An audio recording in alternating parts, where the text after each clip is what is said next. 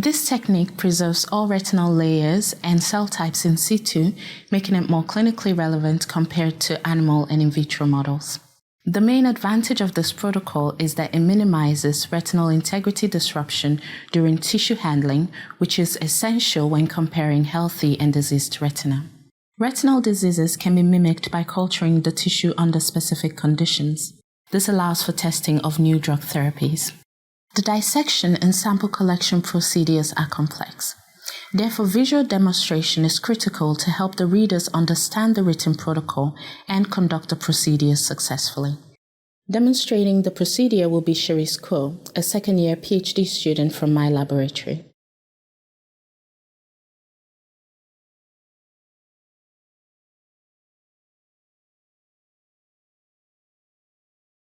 Prepare the culture medium containing Dolbeco's modified Eagle medium nutrient mixture F12 and a 1x antibiotics and antimycotics mixture.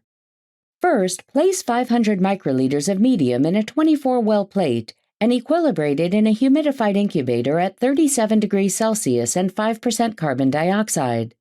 Having the media ready prior to explant extraction avoids dislodging of the retina upon subsequent addition.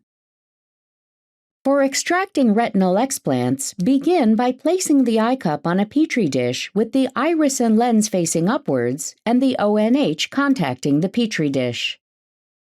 Hold the eye cup steady at the limbus using forceps and detach the iris and lens by making small cuts circumferentially along the outer edge of the limbus.